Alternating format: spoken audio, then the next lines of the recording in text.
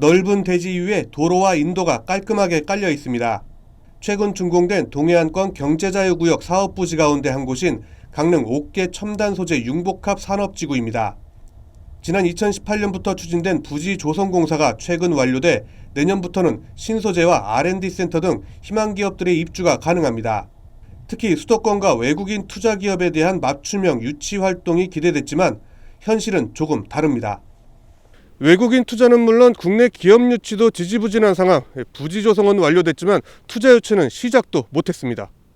사업비 8천억 원을 투입해 강릉과 동해시 일대 4.47제곱킬로미터를 개발하는 동해안권 경제자유구역.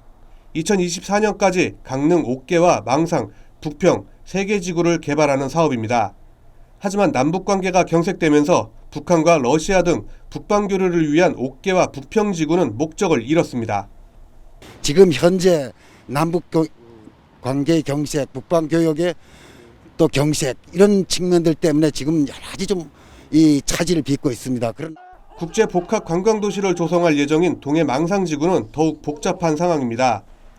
사업자 선정을 두고 지역 내 사회단체를 중심으로 반발이 일고 있기 때문입니다. 당초 계획대로라면 이곳에 테마파크 등 복합 레저시설이 들어와야 하지만 현재의 사업자는 약 9천여 세대의 규모의 주상복합을 짓겠다고 밝혔습니다.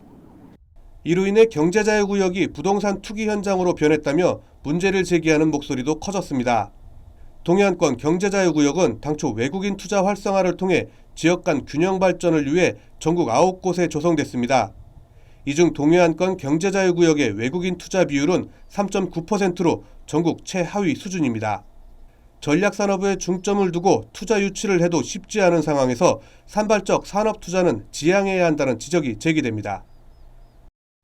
이제 투자 유치가 지지부진하다 보니까 타겟이 불분명해지고 또 이런 상황인데요.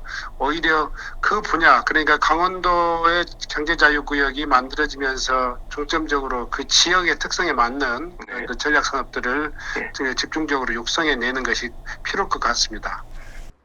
동해안권 경제자유구역청은 옥계 등 사업지구 조성이 완료된 만큼 보다 공격적인 투자 유치에 나선다는 방침입니다.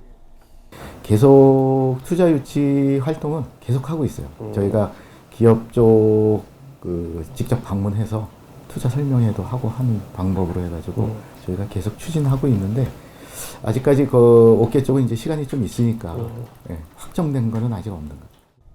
하지만 실질적인 투자 유치로 이어지기는 쉽지 않은 상황에서 일부 전문가들은 지구지정 해제를 요구하는 목소리도 일고 있습니다.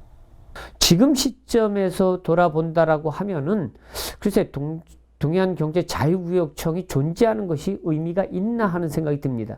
지금 벌써 이제 8년 정도 지났는데 결과는 아무것도 없잖아요. 지난 2013년부터 시작된 동해안권 경제자유구역의 개발이 사업 기간은 이제 4년밖에 남지 않았습니다. 불투명한 투자 유치와 당초 계획과 대조되는 사업 변경, 동해안권 경제자유구역의 미래가 더욱 어두워지고 있다는 지적이 일고 있습니다. 헬로티비 뉴스 박건상입니다.